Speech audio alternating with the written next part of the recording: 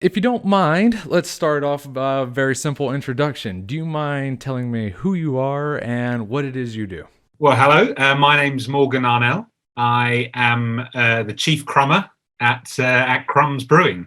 Uh, the wonderful thing about setting up your own small beer brand is you can give yourself stupid titles. So as will become apparent later, I'm the chief crummer because actually I spend a lot of my time crumbing bread to make beer. So that actually leads us perfectly into the meat and potatoes of this interview right off the bat. So, what is Crumb Brewing, and what do you mean when you say that you're the head crummer? Well, I mean, I can give you a bit of a background in a minute, but essentially, our brewery is a bit different in that we take unsold loaves from our local bakery. So we're based in the UK, in Surrey, in a little town called Reigate. We have a local bakery called Chalk Hills that we've been good customers of for quite a long time. They, like a lot of bakeries across the UK and a lot of producers of bread, have a lot of wastage. About 44% of bread in the UK never gets eaten. So it's the worst Wow. offender in terms of food waste. So we take that unsold loaves, so they're day fresh, end of the day loaves that haven't been sold. We take them and we brew with them. So yeah, we I mean, we can go into a bit of the detail later on, but basically we replace some of the malt that you would normally brew with the breadcrumbs. Yeah. That has flavour, but it also has starch, which can break down into sugar, and then we use that in a pretty standard brewing process, and turn it into beer. Wow. There's so many different avenues from that I want to go down. Um, First off, let's start off just talking about your actual beers and your process. So Yeah, you take loaves of bread, yeah, yeah. day old or whatever, and you crumb them down. You use them as a replacement or a supplement Substitute. Yeah, yeah, substitute yeah, for the malt that would normally make up the bill. Are yeah. you using completely bread, or is it like a bread malt hybrid? So no, so it's a bread malt hybrid. So again, I think a couple of things to mention. One is I'd love to say that I invented the idea of brewing with bread, but actually the history of it goes way back to kind of there's evidence of it in pre-Egyptian times that the baker and the brewer were often the same person. At the end of the day, they're using the same ingredients. We actually came across the idea from a little brewery in Belgium called the Brussels Beer Project, who were playing around with some different methods, rediscovering some old methods, and one of which was adding bread to their brews. So we kind of thought, that's an interesting idea. But we wanted to start with a bit of a blank piece of paper. So we got there's a guy in the UK called Tim O'Rourke, who's kind of quite a well-known. He was one of the founding members, I think, of SIBA, which is a Society of Independent Brewers in the UK. Got him on board pretty much to sort of say, okay, we want to do this, but how do we do it? And we did a lot of testing. There's a little food testing company not far from where we're based called Camden BRI, and we kind of gave them the challenge, saying, look, we want to use unsold bread to brew with. What's the best way to do it? And again, to cut a long story and lots of testing short, effectively, we did a lot of mashing trials. So we knew that from the stuff that the guys in Brussels have been doing, we knew that obviously adding the bread to the mash was the way forward.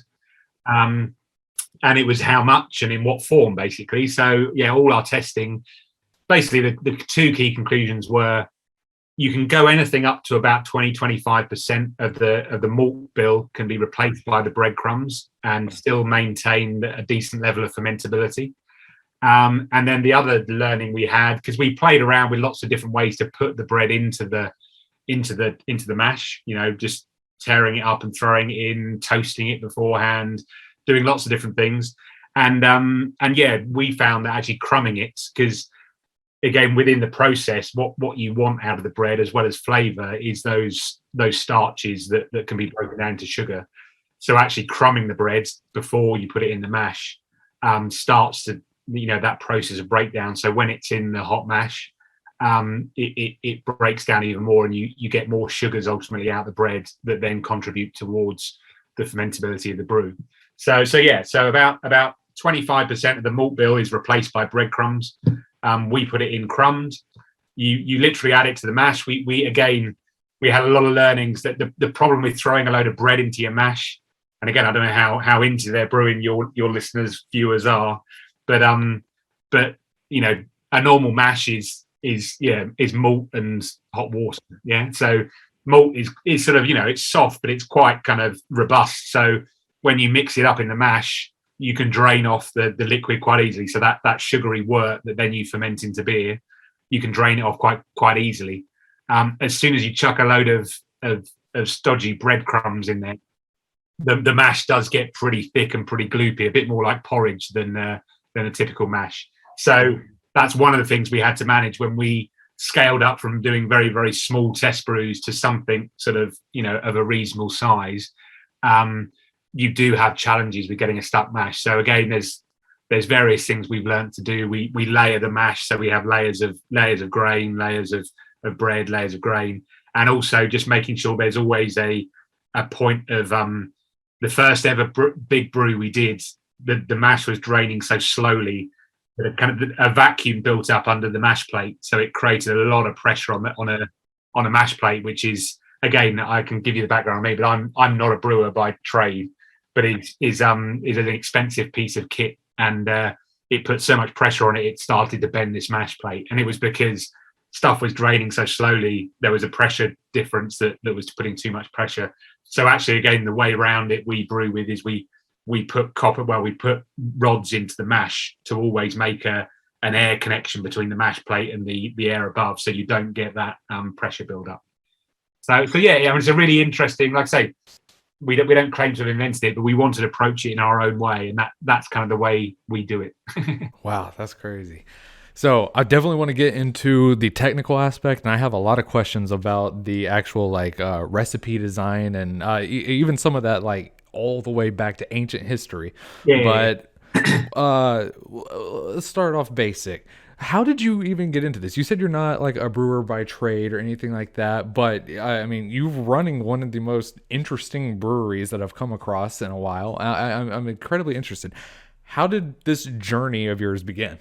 An interesting one. So my wife and I set up the business a few years back now. So 2017. Yeah, time flies. So a few years ago, we basically actually both of us had careers working for big businesses, but not breweries. Not in brewing, but we were actually worked in what gets called kind of insight nowadays. So we did a lot of insight and innovation work for a whole range of companies. We both used to work for Procter and Gamble, so a big, FMCG, make laundry detergent and nappies and whatever like that. So we kind of always had that sort of marketing background, and I'd spent a lot of time working actually with some booze companies, so of different descriptions. One of them was SAB Miller, the what used to be quite a big brewer that got bought up by AB InBev a while ago. And I actually worked in their team, in their innovation team, so coming up with new ideas for products and new brews. And I kind of got to the stage where I kind of said, why am I doing this for other companies? Why don't we do something ourselves? So my wife and I were quite keen to do something, and I kind of wanted to do something in beer. I'd always had a bit of a passion for beer. I was kind of a home brewer and loved the whole craft scene here and in other parts of the world. So we kind of were looking for something to do. And again, I think coming across this idea of brewing with bread, it was a nice sort of collision of ideas, because it was something in brewing, which was an industry I was passionate about. But the whole idea of taking an unsold product from a local baker gave us a great, a sustainable story and something that was quite different and differentiable, but also a local story to start with. So for the first couple of years we've been running this business, we very much ran it with a very, very local mindset. So working with a local baker and his customers and the accounts that he worked with was a great way to build the business and also test out that we could make decent beers, kind of thing. So yeah, that was how it started. And I think that the nice thing that led us to was, and it's another thing you'll see when we talk about the actual beers, is as well as being a positive, sustainable story, we wanted the bread to mean something. So again, each of our each of our beers is only made with one type of unsold loaf.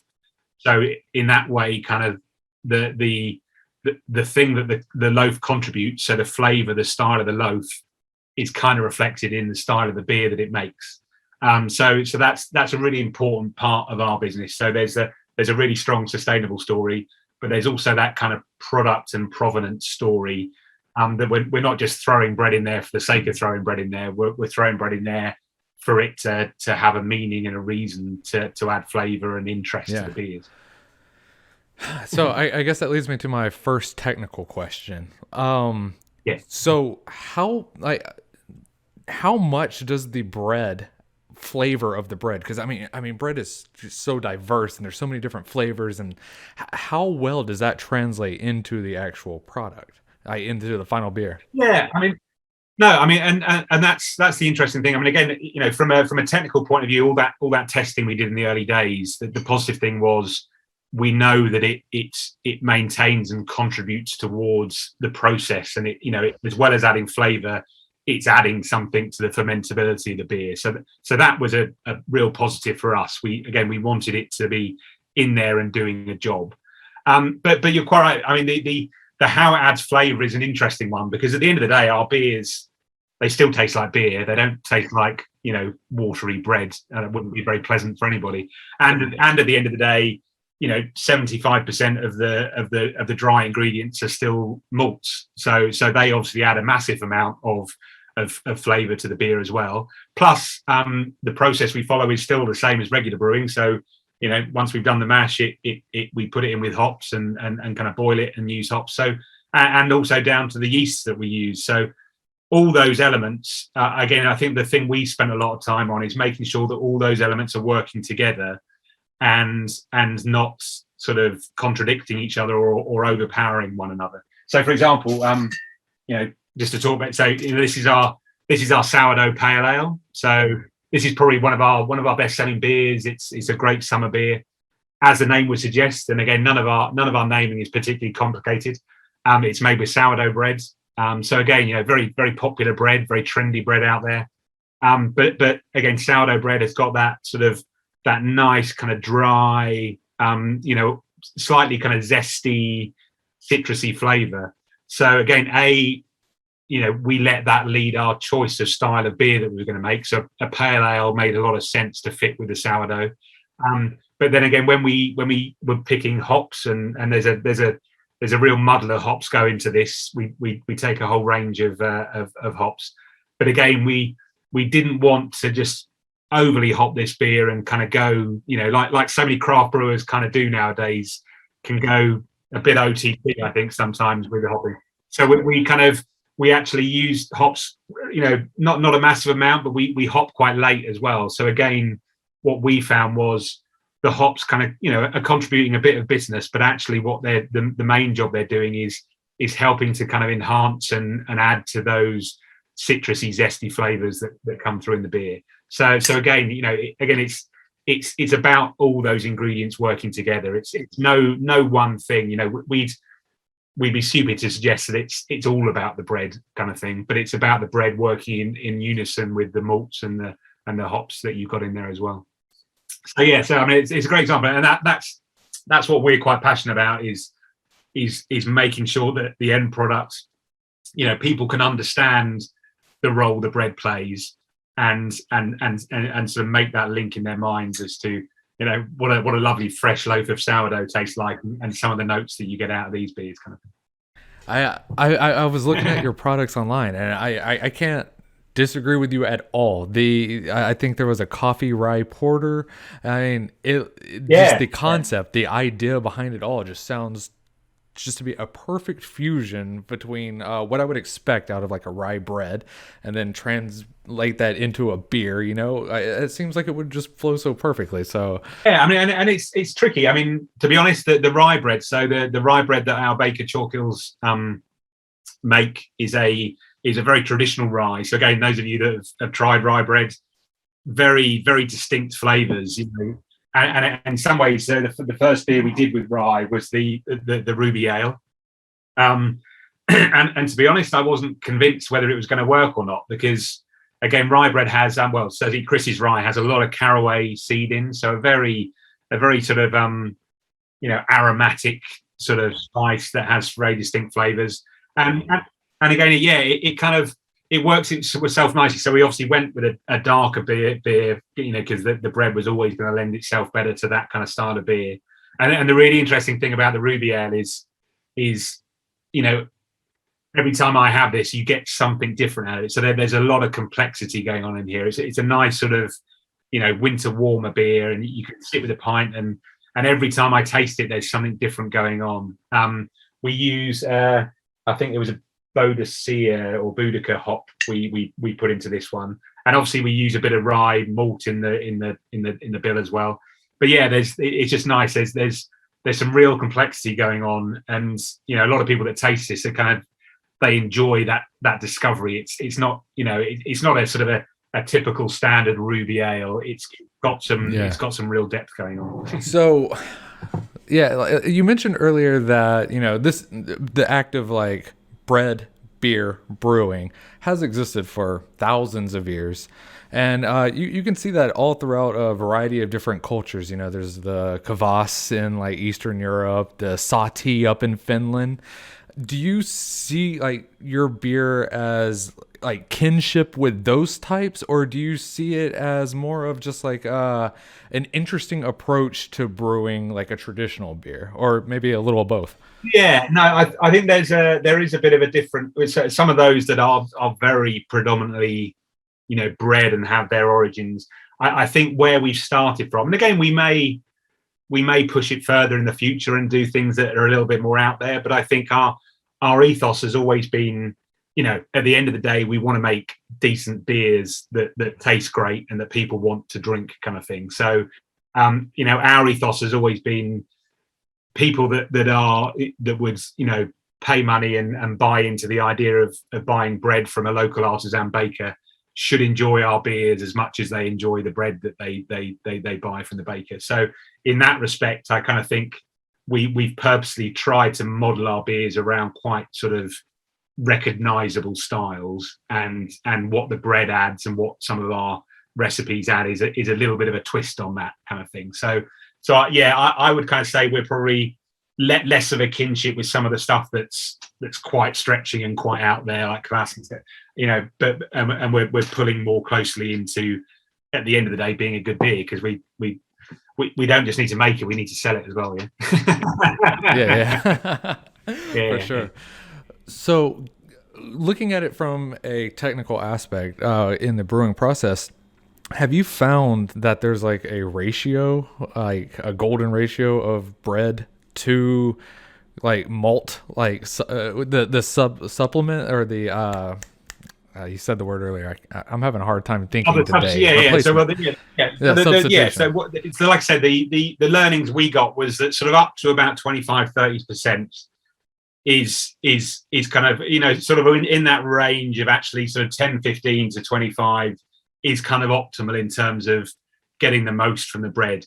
Actually, interestingly, what happens, I think, is if you go, and again, I'm not a technical person, so don't push me too hard on this. But once you start to go beyond that proportion, what the bread actually starts to do is, because it's not as high quality a contributor towards the fermentability as a grain is.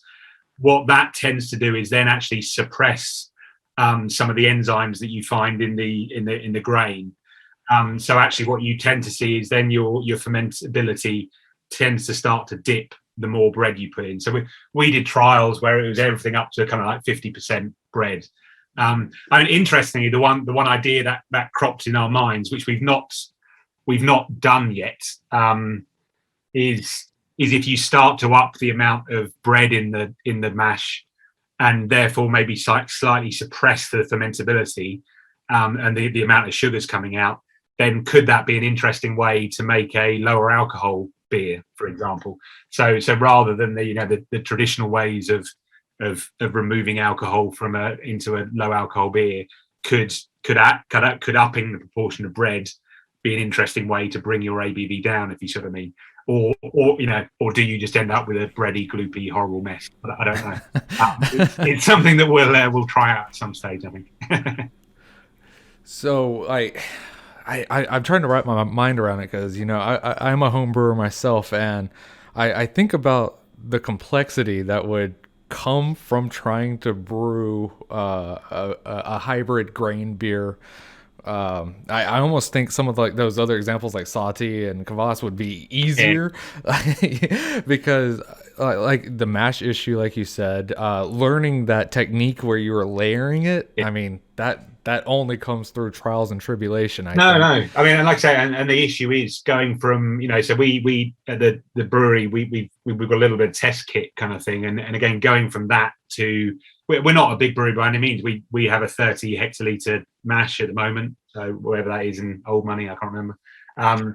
And even going up to that size, yeah, like I say, it created a lot of issues that we hadn't necessarily foreseen beforehand. So yeah, it is kind of tricky. I think the thing that really surprised us in the early days was actually how, looking at the work coming off the mash. Again, we were all expecting it to be very, very cloudy, kind of, a bit sort of, a bit sort of wheaty looking kind of thing. And it is actually surprising as to how clear that the liquor was coming off kind of thing, and how when you start to get into the back end of the process and sort of fermenting and sort of settling the beer, how well it does really. It is more comparable to a regular beer than I think we'd ever thought in terms of that stage of the process. So again, when we started up, we approached loads of local brewers to sort of help us develop ideas and start our brewing, and loads of them were very, very nervous, exactly for the reason they were like, there's no way you're coming along and chucking 150 kilos of bread into our kit kind of thing. It's gonna screw it up. So yeah, luckily we found some guys who were able to do that, and trust us a bit. But it's definitely a learning curve. For sure. I mean, just thinking about it, like I am not a baker by any means, but I've dabbled in it. Just like the actual like making of the bread itself is going to vary the sugar levels inside the loaf. Yeah. And well, that's the nice thing, I suppose. The thing that we were quite keen about, because again, some of the other guys that are out there doing it. So I think we chatted about Toast, who are a great company that kind of we know and we reached out to in the early days. So they do a similar thing to us. And it's one of the challenges that actually I don't know how they manage, because they take sort of food waste or leftover bread from the food industry. So the ends of loaves that are thrown away when companies make sandwiches, for example. And as a result, they take quite a variety of different breads in different forms and put it into the brew. And so how they manage some of those things, I don't know whether they see an inherent amount of variability or whether it's more of a risk. I think the thing that we were keen to do, and the thing that again we were keen to manage, was because we at the moment partner with kind of one baker that is running his business and making his bread as consistently as he can do, and we've got one type of loaf in each beer. That was our way of almost maintaining a consistency that hopefully means that the consistency of the beer that comes out the other end is as good quality kind of thing. So I suppose the way we think about it is it's sort of, it's a leftover unsold product, but it's still a high value artisan product that's been handmade. And we kind of, we're one of the only beers that can. So in the UK there's a mark, a loaf mark, that for real bread kind of thing. And again, we're kind of the only bread beer that only uses real bread in its recipe kind of thing. So again, I kind of think that just adds to the, brewing is in an industry where little differences can make a massive impact. And quite importantly, brewers will control everything from yeast strains to water, quality and makeup to grain. So why wouldn't you think about, even though we're using an interesting different product, we want to be as rigorous about that as you are about all the other ingredients you put into the beer. For sure. So is sustainability and upcycling and things like that, is that like a big core value of your business model? Like is that like a personal interest in yours? Yeah, no, absolutely. It's interesting because Yeah, I think it's something that, that and the local beginnings, I think, were what really motivated us in the early days. Um, I think interestingly, what we've learned is the sweet spot for us is that thinking of the Venn diagram, and that twofold, the quality and the provenance and the artisanship and the sustainability together, the sweet spot that you hit between the two of those, that's where our brand sits. And I think that's what we've realized as we've developed the brand is where the most value is to us. I think if our brand was entirely about sustainability and that was the only message, again, being honest, I kind of think, the brewing industry has a lot of other issues to deal with beyond simply the ingredients. The brewing industry is massively water intensive, and it takes however many pints of water to make 1 pint of beer, for example. So I think we've always tried to be honest and realistic about what we're doing and why we're doing it. So we're absolutely motivated by doing something positive for the planet and for the food waste system and the agricultural system, but we're also not sort of pretending, I guess, that we have all the answers. I mean, it's something that we want to develop as we grow, and as we can control more of those elements ourselves. It would be fantastic to start brewing in a water neutral or a carbon negative kind of way. At the moment, we're making good progress, but we're kind of not there yet. So yeah, so I my feeling with the whole sustainability question is just being honest and having ambitions to be better, because everyone can be better, and be honest about what you're doing and what you could do better in the future. Yeah, I mean, when you think about just the absolute waste that comes out of food production, and then just like, and I do think there certainly is a need for like regulations, like to not have like, old food on shelves and stuff like that. But instead of going into the dump, I think you're providing a great service, taking that which would have been tossed out or thrown away and turning it back into a usable product. I mean, I think that is like in a way that almost makes y'all like an industry leader towards that like idealized like green initiative that a lot of breweries have started trying to take on and everything. What I mean, I know that there's a lot of like waste that comes out of the brewing process as well. How do y'all try to like limit that in itself? Like you take the bread, you turn it into beer. Is there any possible uses for all of that afterwards? Actually, well, the spent grain, again, so actually, most brewers, I guess, will typically give spent grain to the local farmers to feed to livestock, and we still do that. I mean, some brewers are even taking one step further now and are using spent grain to make bread with, actually, and you can make bread out of spent grain. Ours, you can't do that, just because, like I said, it's a bit sloppier and a bit less pleasant than a nice sort of I mean, I do love the warm spent grain coming out of a mash is really nice. But yeah, ours is a little harder to deal with. So again, we still make sure that ends up back going into livestock feeding. So nothing ever gets sort of fully wasted from the process. Definitely. Yeah, but we played around with it a few times. There's a because you can obviously make bread with beer as well. So there's a few bakers actually that have played around using our bread, our beer to make bread beer with. So making bread with beer that's been made from breads, kind of thing. And I worry that you're going to open up a kind of some kind of temporal anomaly and open up a black hole, and we'll all get sucked into oblivion. No. That was actually my next question. So I found y'all while I was doing this big research, like massive project on the weird relationship that bread and beer has, right? I mean, and dating thousands of years ago. And I found, I think it was like the Assyrians. They were taking bread, and like you mentioned earlier, the bakers and the brewers were often the same people. They were taking the foam from the fermenting beer, putting it into their loaves of bread, and then Yeah. taking the bread, putting it in the beer as a continuous cycle. So my next question was, did anybody do that? So that, or were you doing that, or any bakers? No. So our bakers played around with it, and also actually a few other bakers, sort of smaller, kind of either independent guys or actually just home bakers, have often sent us examples of loaves that they've made with our bread, kind of thing.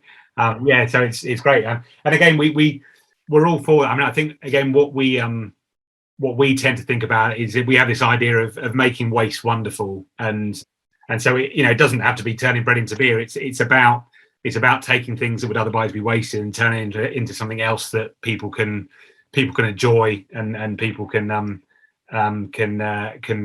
experience, kind of thing. So yeah, we think that's a great way. We actually gave we had a pallet of one of our beers. I think it was the Ruby a while back, that again, long story short, had got lost somewhere in one of our in our warehouse, and it was short dated, and we had to get rid of it. And we actually gave it to a a restaurant in London that again, all their menu is made using food that potentially otherwise would be wasted. And they took a load of our beer, and as well as serving it in the restaurant, they also used it to make a whole variety of dishes, from pies to they even used the beer in a kind of a fermented kind of kimchi type thing, which was quite amazing. So again, yeah, we're always open to those ideas. It's very much, I think it's a really interesting space where creativity is kind of boundless, kind of thing. So yeah, we're always looking for new ways to either use our waste or our products in other things, or vice versa. Yeah. So how much do you have to know about bread? That's just like a curious question I have. Like, because I mean, I eat bread, but like, if somebody was like, hey, go brew a saison, I wouldn't even know where to start with, like, what bread to use to be able to make that. Like, do you have like an intimate knowledge of bread beforehand?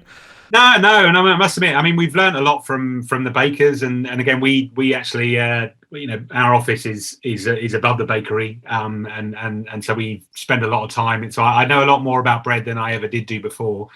But again, I think it comes back to, I mean, obviously there is a sort of a technical ingredient aspect that was quite important in the early days in understanding, what the ingredients are in the loaves.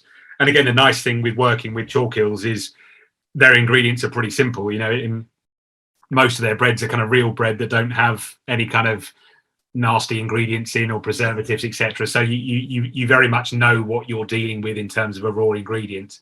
But to be honest, the only way that we kind of really want to understand it is the flavor aspect. So it's around sitting down and tasting it, and sitting down with their sourdough, which is a kind of a beautiful sourdough, and just experiencing it and tasting it, and seeing what kind of flavor profiles it kicks off in your mind to trigger where you could take this, kind of thing. So I think it's there's no more technical element to it, to be honest, than that. And that's what we do.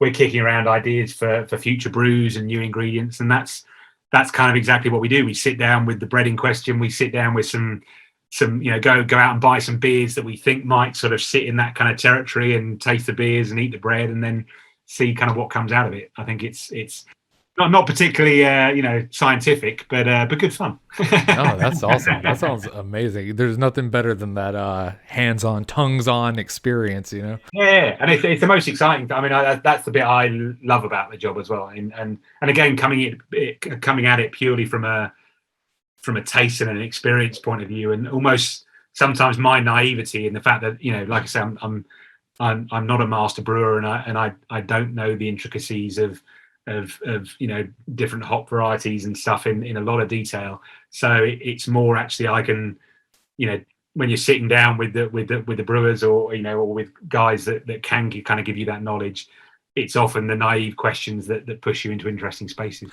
Is there any type of collaboration with your bakery? Like are you like, have you tried like making this type of bread or anything like that, in hopes of making a beer on the other side of it? Not at the moment. Again, it's about focusing on where their big waste streams are at the moment. So actually, it's more about their breads that are popular and they sell a lot of, or risk, having leftovers of, is where we're at. So yeah, I mean, the only space that we have continual discussions around is sort of as they start to develop sort of things like gluten-free breads, for example, which they don't do at our bakery at the moment. But again, thinking about how could you take that and what implications could that have to creating a gluten-free beer, etc. And so yeah, so we'll often kick around ideas like that. I often sit in the bakery and look at they have a really lovely selection of pastries, so like pain au chocolat, etc. And I'm kind of, part of me still wants to do something with those, and yeah, the brewery team always panic when I start throwing it around that, because they kind of see too many oils and fats and things, and start to panic. But one day we'll do something. I know there are some guys out there who have done donut beers in the past, haven't they? So yeah, there's something in there. We'll get there one day. Is there any type of beer or bread that you haven't got to experiment with yet that you're really eager to do?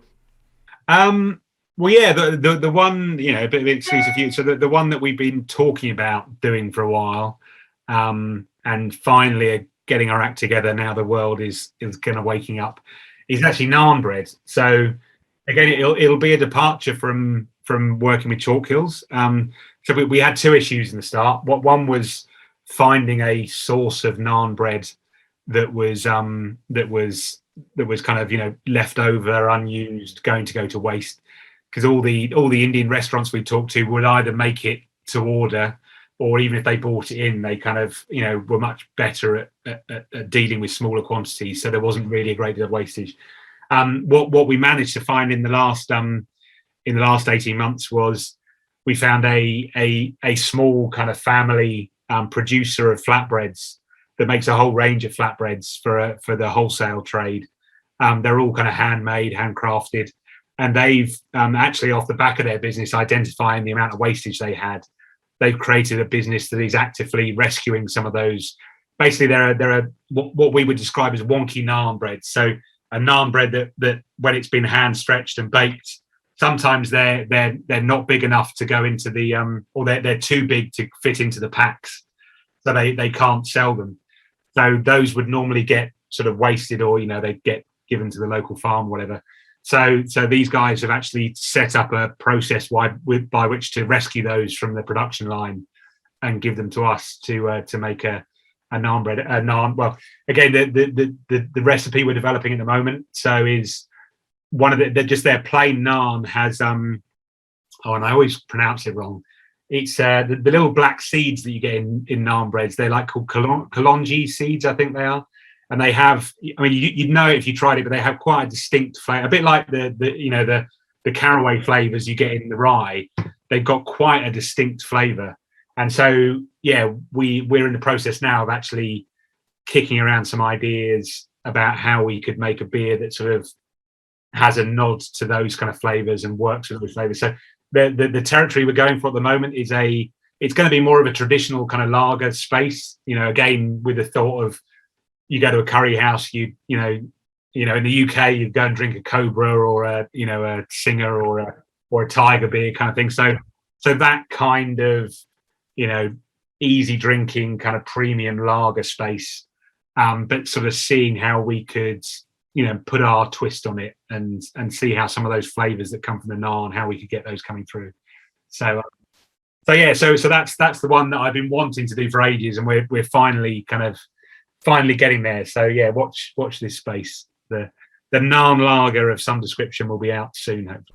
That's got me excited. That is awesome. Well, I just got to say thank you so much for joining with me today. I mean, you answered every single question I could.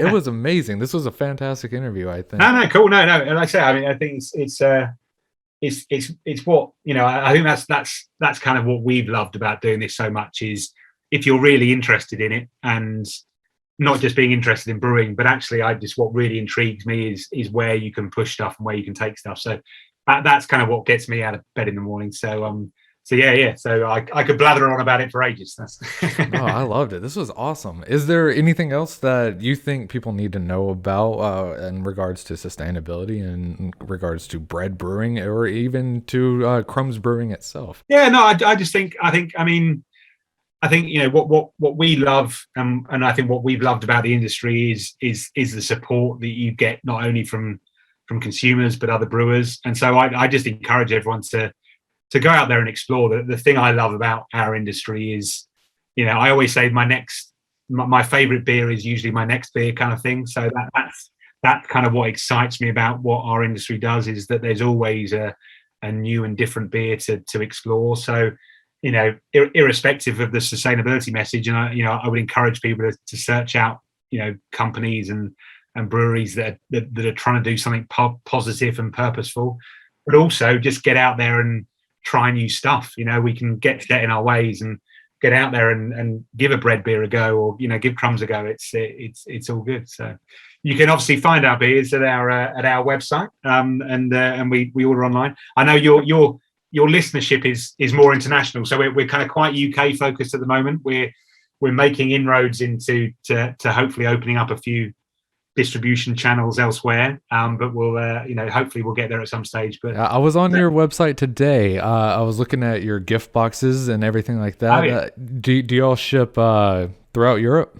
Because no, so actually at the moment only in the UK kind of thing. That's fine. I got a friend in. But we're working with a company called Anchor Store who are hopefully opening up sort of France and sort of a lot of mainland Europe kind of thing. So yeah, we'll publish it on our socials and stuff once we've nailed that down.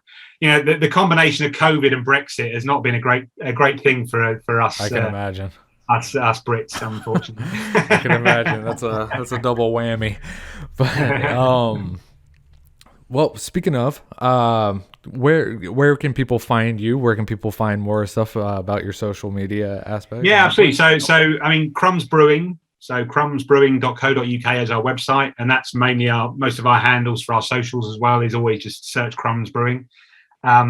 Like I say, we ship all across the UK, direct from us, both gift packs, mixed cases, that kind of stuff. In our short existence, we've built up a good sort of following. We're based down in the southeast of England, so we tend to support and work with a lot of local independents. So local farm shops, local delis. The interesting thing for our business that changed about a year ago is we started working with Waitrose in the UK. So two of our beers, our Sourdough Pale Ale and our Blooming Amber Lager, are actually available nationally in Waitrose, which is a supermarket chain in the UK. It's one of those things that we're kind of experimenting with and experiencing. We were very keen to partner with Waitrose because they do a lot of really positive sort of sustainable things. They work with small producers, and they also they've got a lot of initiatives to address food waste. They've for example, they've got a store format which is called Unpacked, where they're trying to reduce all kind of forms of packaging, and consumers can kind of come in and fill their own reusable containers and stuff. So they're a good mix and a good fit for us kind of thing. And but it's our first experience of working with a big retailer, so it's not been easy, but it's going in the right direction. So for those in the UK that are, if they're in their local Waitrose store, they can pick us up there. Well, I'm hoping that I'll be able to try yours soon. I got a friend who lives over there, and we were talking about sending each other some beer mail across the channel. So hopefully I'll be able to get some here soon. Like I say, I will let you know as soon as we can find a route to you that's pretty pretty. I would love it. But seriously, thank you so much. This was incredibly enlightening, and I genuinely think I learned a lot. I mean, this is fascinating. So thank you so much. I'll look forward to seeing the final edit, and I'll be sure to give you we'll give you a shout out when it comes out. Cool, thank you.